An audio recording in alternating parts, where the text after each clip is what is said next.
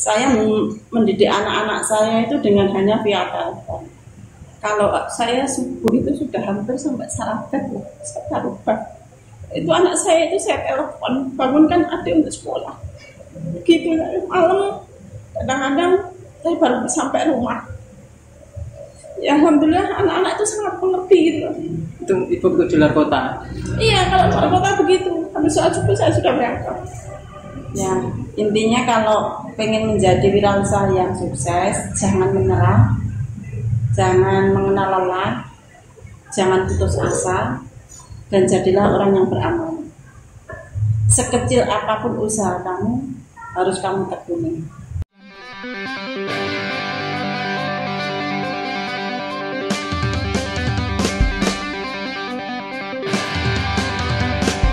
Halo pemirsa SIP Official, pada kesempatan ini kita kedatangan suatu tamu yang spesial juga, seorang Wonder Woman ya, ibu-ibu pengusaha. Gimana Bu kabarnya? Alhamdulillah sehat. Ini kita ngobrol santai terkait dunia entrepreneur. Nah, sebelum ke materi, mungkin bisa dijelaskan mulai usaha atau awal cerita mulai usaha bisnis, bisa diceritakan? Mulai awal usaha saya itu insya Allah mulai tahun 2000-an. Waktu itu saya masih hidup dengan lengkap, ada anak-anak sudah 2, itu baru mulai usaha itu wartel. Tahun berapa? Tahun 2000. Di saat itu rame-ramenya wartel.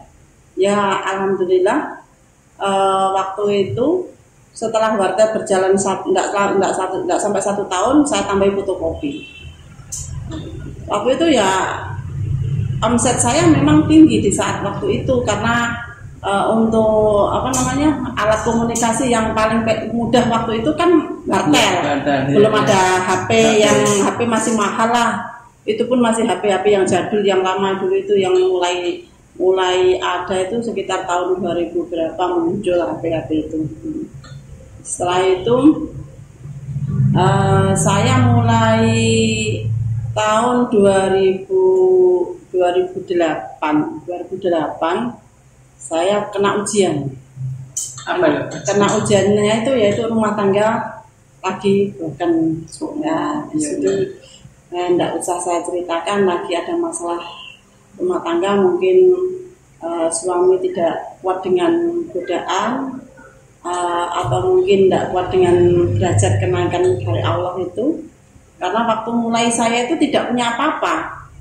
Akhirnya di saat saya mulai menjelang pernikahan tahun keberapa itu ekonomi meningkat. Nah, disitulah bapak anak-anak itu kena cobaan. Akhirnya terjadilah perpisahan antara saya dan suami saya.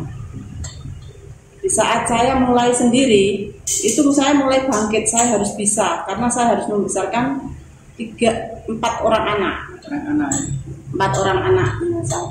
Waktu itu saya mulai dari usaha ke usaha, wartel mulai sepi sekitar tahun 2008 atau 2009, insya Allah sekitar segitu. Terus mulai sepi. Akhirnya saya tutup total wartel itu tahun 2012. Ada warnet, ada wartel, ada fotokopi, sudah mulai tutup total. Saya beralih usaha. Itu usaha wartel berarti berapa tahun mulai dulu? Mulai tahun 2000 sampai tahun 2012 saya tutup total. Main lama juga ya? Iya. Terus setelah itu tutup, usaha apa? Saya waktu itu usaha serabutan. Saya pernah juga sempat usaha biro jasa, yaitu pencabutan berkas kayak kendaraan bermotor, surat-surat kendaraan bermotor. Iya. Itu saya pernah kerjasama dengan orang Samsat, ya alhamdulillah masih bisa saya lakukan. Dan saya juga pernah jual beli mobil Tahun berapa ya Jarum Guru? Sekitar tahun 2011 sampai 2014-an. Saya tahun 2015 saya buka usaha, tapi waktu itu buka warung, ternyata nggak berhasil. Akhirnya tahun 2016 saya mengajukan tender di Matahari, PT Matahari TBK menjadi suppliernya di situ. Sama saya sambil karena saya punya hobi untuk memasak, akhirnya saya lanjutkan ilmu saya yang memasak itu buka catering manten, catering hajatan, seperti itu. Waktu ikut tender di Matahari ya? Iya. Itu apa? Tender? Saya suplai telur. Suplai telur ya? Iya. Oh, sampai sekarang berarti? Sampai sekarang. Untuk biaya anak-anak ya, karena seorang single parent dengan 4 orang anak kan harus bekerja keras. Iya. Yang penting kita intinya tidak boleh putus asa, tetap semangat karena diniati semua itu ibadah. Insya Allah pasti memberikan jalan. Itu yakin dan itu sudah saya alami sendiri. Itu.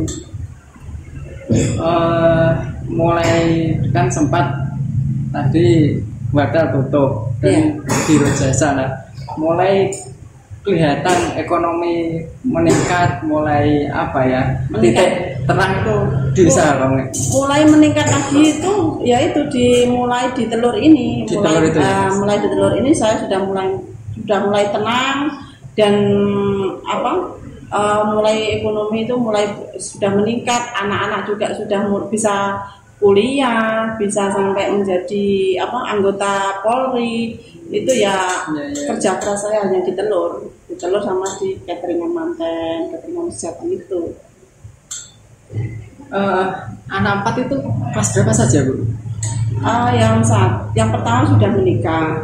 Yang dulu waktu mulai pisah sama suami mungkin waktu itu masih usia kelas 5 SD. 5 SD ya. Oh, yang paling baru itu ya? Apa? Yang pertama, yang adik-adiknya berarti masih? Adiknya masih kecil-kecil. Oh, sampai sekarang ya? Sekarang sudah dewasa semua. Ya, paling kecil itu masih SD kelas 5, kelas 5. Kalau yang sekarang yang paling besar sudah menikah, terus adiknya sudah jadi anggota Polri. Ya. Yang nomor 2, yang satu ini baru lulus SMA kemarin, ikut tes di PDN, belum rezeki. Insya Allah tahun depan mau mencoba di anggota Polri juga. Iya. Jadi itu pemirsa, ini adalah sosok Ibu Titin yang luar biasa, single parent, bisa mendidik anak ya, 4 anak sampai sukses. Ada yang anggota Polri, kuliah. Nah, sarjana kulit yang pertama itu. Kemarin ini sudah 2 tahun ini anak saya yang pertama itu juga saya ajari untuk berbisnis. Bisnis apa ya? Bisnis kulit. Setiap lebaran haji itu saya manfaatkan ilmunya dia. Saya untuk ngepul kulit gitu. Ngepul kulit juga ya? Ngepul kulit untuk Kediri Raya. Iya. Alhamdulillah ya, mulai 2 tahun ini sudah jalan sudah berhasil ya. Alhamdulillah sudah. Karena jiwanya ini kan jiwa entrepreneur. Semua anak harus bisa, enggak menonton menonton jadi karyawan jadi istri ya. Kalau bisa itu sebisa mungkin kita harus berusaha gitu loh. Iya. Kita contoh istri Nabi lah ibaratnya, yang pekerja keras untuk ibadah itu kan. Insya Allah pasti barokah gitu. Iya. Soalnya kemarin kami juga ikut waktu kurban mendatangi kulitnya ya. Kulit juga. Jadi saya mikir, wah ini sosok inspirasi, kulit, catering dan telur supaya telur. Iya. Nah, di usaha telur mulai 2015 sampai sekarang. Kenapa dulu kok terpikir telur kok tidak masuk? Yang lainnya itu apa mungkin waktu itu? Apa itu saat itu peluangnya cuma itu atau gimana? Waktu itu supplier sudah ada sebenarnya. sudah ada, cuma kita mencoba masuk aja, pengen iseng-iseng ya, kebetulan ada informasi juga, nggak apa-apa masuk aja kan gitu, ada memberikan peluang. Akhirnya saya bikin proposal untuk masuk tender itu. Kebetulan dalam 1 bulan itu tender saya sudah turun. Nah, kita bersaing bukan di harga, kita bersaing di barang. Akhirnya supplier yang dari luar kota itu nggak kuat, gimana saya sendiri nggak tahu, ujung-ujung kok nggak ada, tinggal saya aja. Untuk untuk wilayah Karesidenan, Kediri, Medion, Ponorogo. Oh, jadi ibu itu memasok wilayah Karesidenan ya? Iya. Kediri, Ponorogo, Medion. Iya. Luar biasa. Usaha telur itu mungkin bisa diceritakan, atau selama ini hal yang paling berat? Kalau semua usaha itu sebenarnya semua ada resiko, pasti nggak mungkin enggak.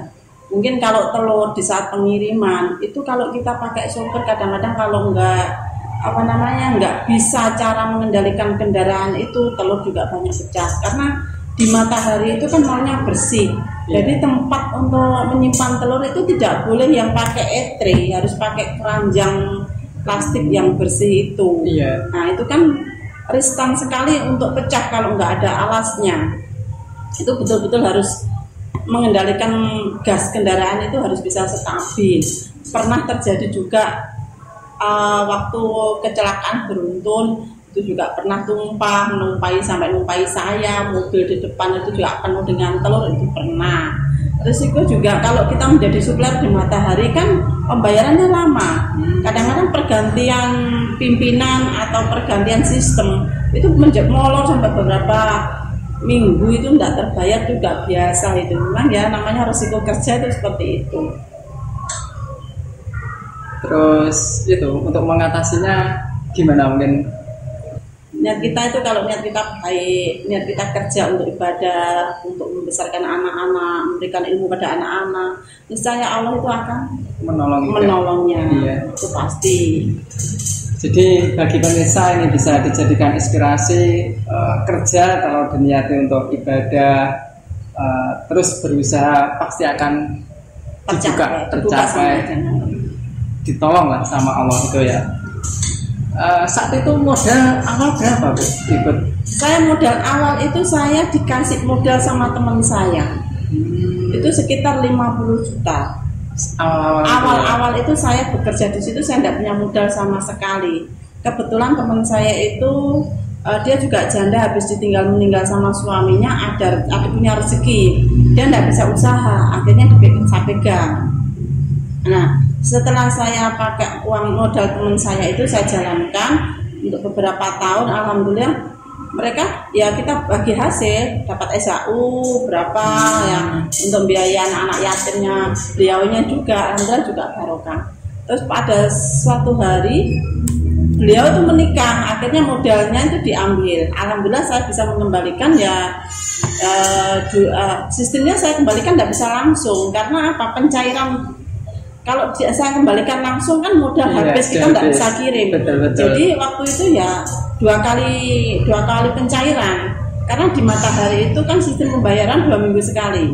2 minggu sekali pasti ada pembayaran. Nah, itu alhamdulillah sekarang ya sudah modal saya sendiri ya sudah mungkin kurang lebih 150 sampai 200 modal telur di sekarang meningkat terus ya. Mulai dari 50 juta sampai akhirnya menjadi sampai kurang lebih 150 sampai 200. Iya. Ya enggak banyak sih, cuman alhamdulillah ya. Ya, untuk ibu-ibu. Untuk seorang ibu, untuk seorang saya yang waktu itu single parent dengan membesarkan anak-anak seperti itu ya, banyak syukur lah. Iya. Terus terang saya banyak bersyukur. Karena Allah memberikan saya kekuatan, memberikan saya anak yang alhamdulillah anak-anak juga mudah diatur, memberikan rezeki yang luar biasa lah bagi saya waktu itu. Saya sampai waktu anak-anak kecil itu, saya habis sholat subuh itu sudah luar kota. Saya mendidik anak-anak saya itu dengan hanya via telepon. Kalau saya subuh itu sudah hampir sampai sarapan, saya lupa. Itu anak saya itu saya telepon, bangunkan adik untuk sekolah. Gitu malam Kadang-kadang saya baru sampai rumah. Ya alhamdulillah anak-anak itu sangat mengerti gitu loh. Itu ibu ke luar kota? Iya, kalau luar kota begitu. Habis sholat subuh saya sudah berangkat. Jadi anak yang besar itu saya bangunkan hanya via telepon untuk urus adik-adiknya yang masih kecil untuk sekolah. Itu ya, enggak ada pembatasan saat itu ya. Iya, pada saat itu masih susah-susahnya apa namanya? Awal pertama saya bekerja kan kayak gitulah, namanya orang single parent ya pasti ada keluh kesahnya. Sebenarnya kalau menjadi seorang wanita tuh nggak ada yang mau menjadi seorang single parent. Iya. Seandainya Allah itu memberikan kita itu pilihan, nggak mau, pasti nggak mau kalau menurut ya 4 anak juga. Nggak mau, pasti nggak mau. Kalau ada pilihan yang lebih baik itu kita nggak mau jadi single parent. Berat. Iya. Gitu lah.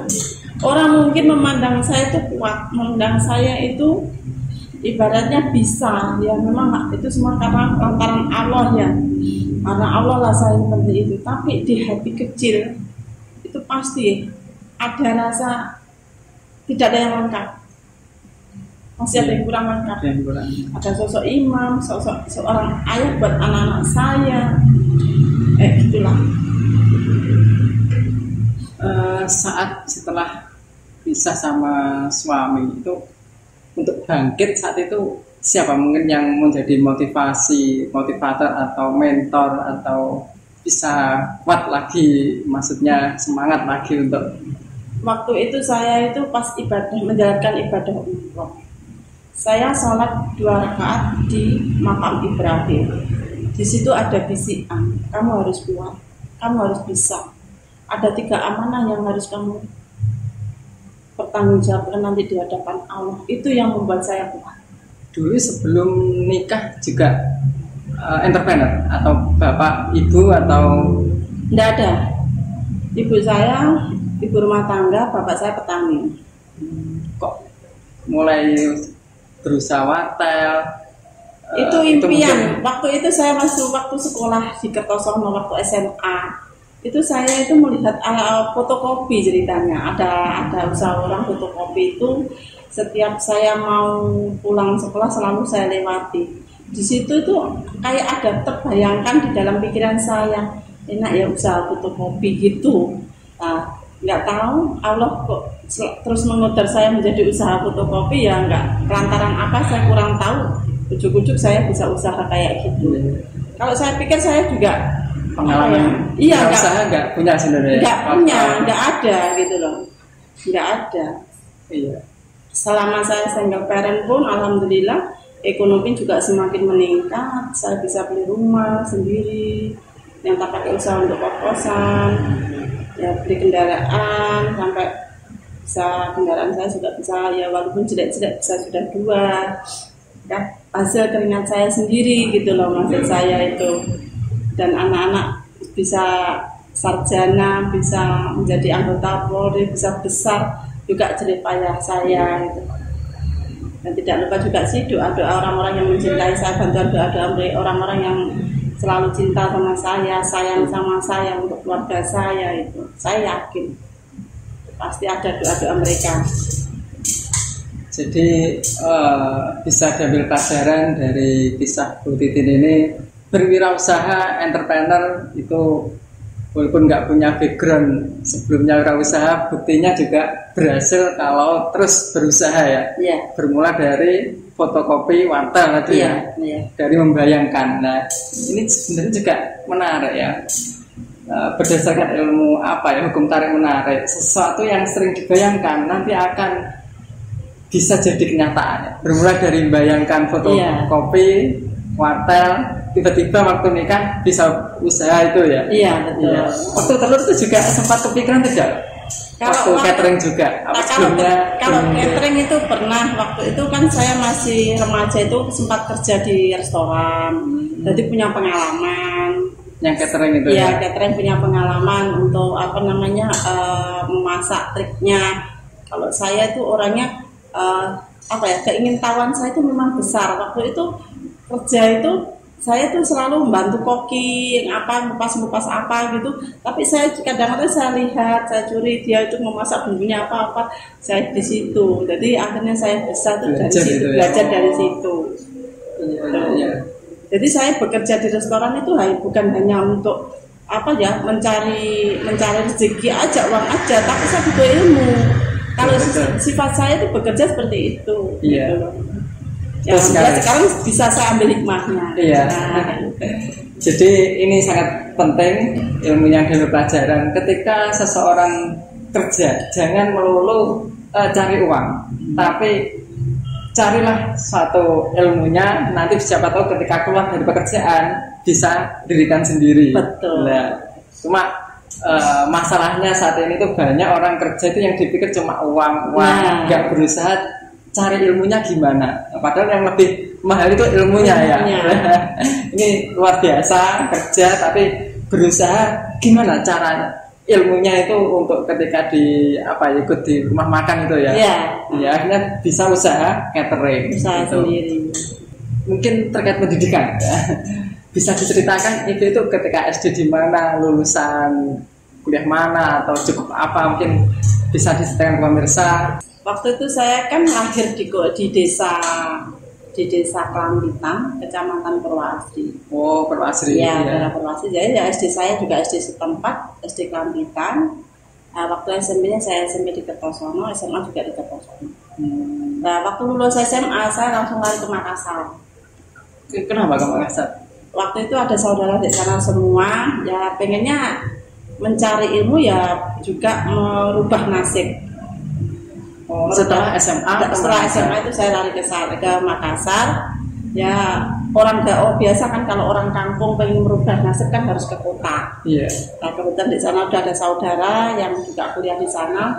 Akhirnya saya juga berusaha ke sana. Dan waktu itu saya ikut kakak saya yang juga berwira swasta di bidang aluminium. Di sana kebetulan saya kan 5 bersaudara itu kan perempuan sendiri. Oh, 5 saudara perempuan nomor berapa? Saya nomor 4. Nomor 4. Iya. Waktu dan 5 bersaudara itu rata-rata entrepreneur macam-macam.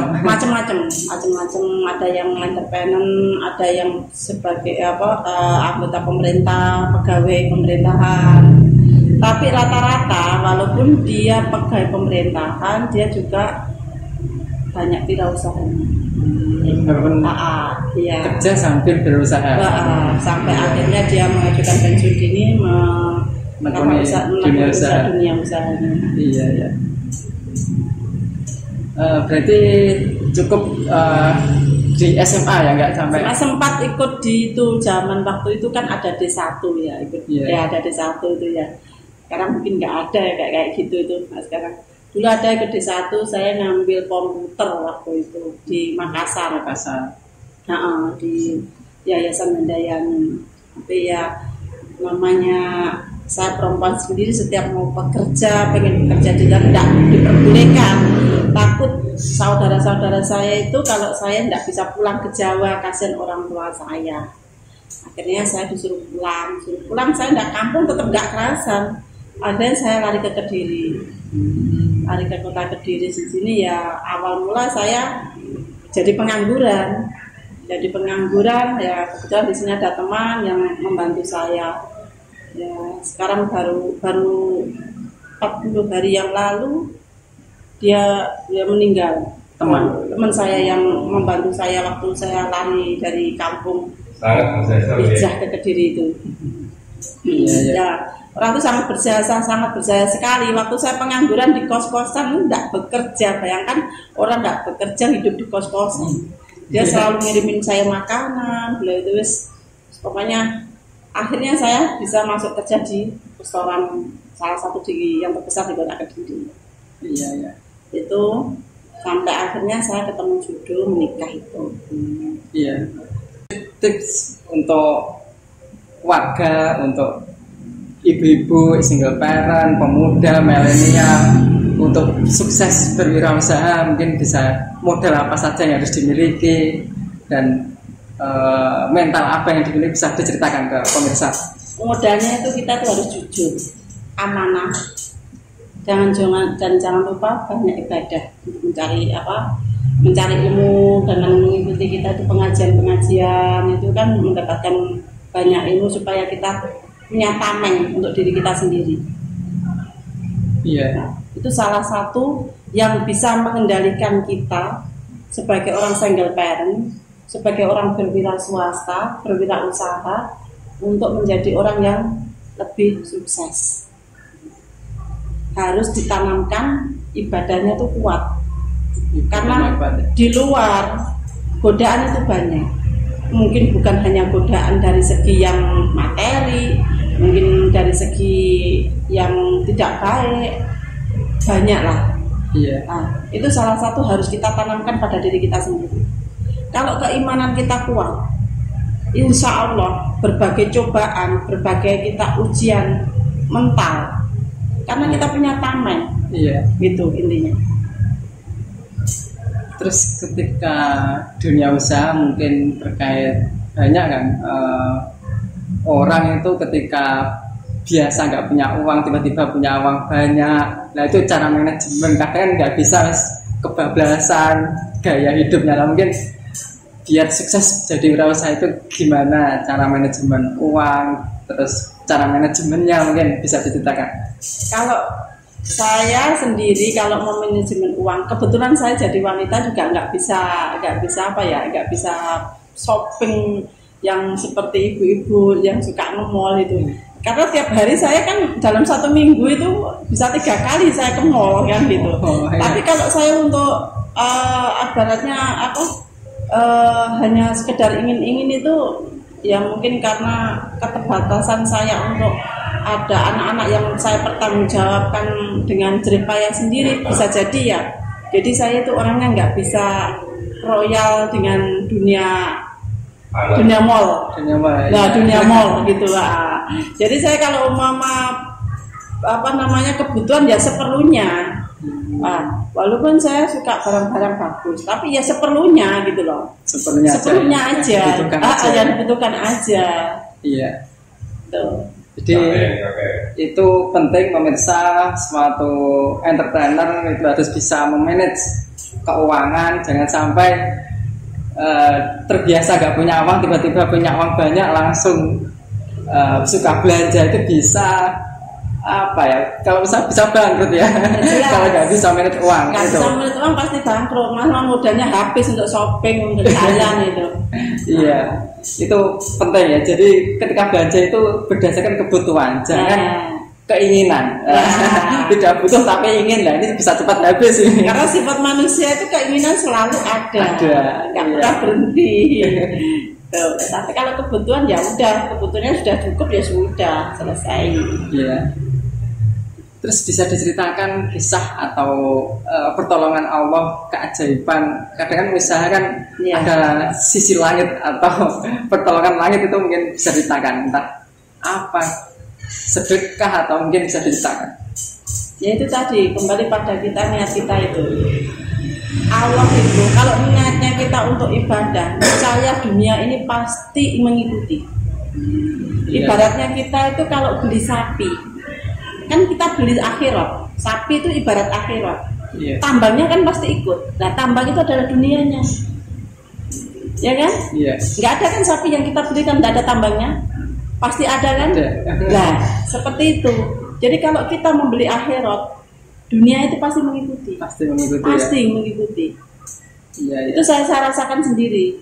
Sebelum saya mengenal agama lebih paham, lebih mengerti, lebih memahami, itu hidup saya itu kayak ngongsor. Tahu ngongsor? Nelangsa ya? Bukan nelangsa, ngongsor itu ibaratnya kayak ambisi terus tapi nggak ada hasil, kayak gitulah. Kita kerja keras sampai malam tapi nggak ada hasil, kayak nggak barokahnya lah kayak gitu. Tapi begitu saya menanamkan agama di dalam diri saya mengikuti pengajian gitu ya, Quran hadis, alhamdulillah di situ saya itu merasakan suatu ketenangan, wis nggak terlalu ngongso, wis rezeki itu akan mengalir dengan sendirinya. Ini memang betul. Dengan tenang tadi ya. Iya, dengan tenang kita rezeki itu kan sebagian ya disabilillah kan.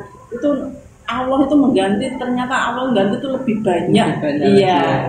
Itu memang janjinya Allah seperti itu, memang betul. Itu saya rasakan sendiri. Dari saya itu dulunya susah kayak apa, sampai dulu anak-anak kecil di saat saya awal single parent itu minta nasi goreng aja saya arahkan ke nasi pecel. Sampai sekarang anak saya yang menjadi anggota Polri itu masih inget banget gitu.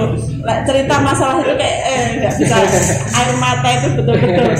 Kenapa bisa arahkan ke nasi pecel? Karena apa? Karena nasi pecel lebih murah, bisa merata. Tapi nasi goreng itu kan hanya dia sendiri gitu. Kalau ingat masa-masa kayak gitu ya alhamdulillah sekarang saya lebih bersyukur. Ya saya sudah bisa ibadah ke Mekah 2 kali. Insya Allah minta doanya tahun 2025 saya bisa menjalankan ibadah haji. Amin, amin, amin. Mungkin untuk ke depan, ya, keinginan yang belum tersampai dan mau yang akan datang, keinginannya gimana? Mungkin apa usahanya berbesar atau cita-cita yang belum sampai, mungkin bisa ceritakan. Kalau saya usaha sudah cukup, saya sudah lelah, waktu saya sudah tua, waktu umur saya sudah tua, waktunya hanya untuk ibadah. Biarlah anak-anak saya yang rezeki itu diganti untuk anak-anak saya aja sama Allah. Itu aja harapan saya dan keinginan saya. Mudah-mudahan Allah juga mengabulkan apa yang menjadi keinginan saya. Amin, amin. Apa ya sebelum mungkin sosok inspirasi ibu ketika dulu waktu usaha itu siapa? Mungkin kan kadang sosok orang itu punya panutan atau sosok yang jadikan idola ketika berwirausaha atau siapa, atau punya guru atau gimana? Dijelaskan. Kalau saya guru itu nggak ada ya. Waktu inspirasi juga kayaknya sih berjalan dengan sendirinya. Ya. Iya. Karena di lingkungan waktu itu saya hidup itu ya hanya teman-teman biasa yang saat ini juga teman-teman saya yang kerja waktu itu di restoran itu sampai sekarang ya malah nggak ada yang berhasil gitu. Ya cuma saya waktu itu misi saya bagaimana saya membesarkan anak-anak saya, gitu aja.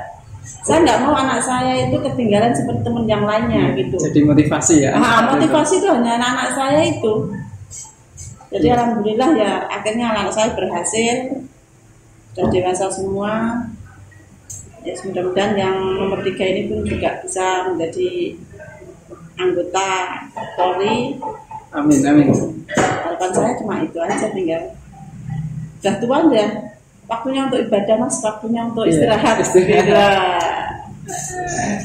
Pesan untuk pemirsa, untuk yang ingin berwirausaha, apa mungkin nasihat kepada pemirsa biar sukses ketika berwirausaha mungkin?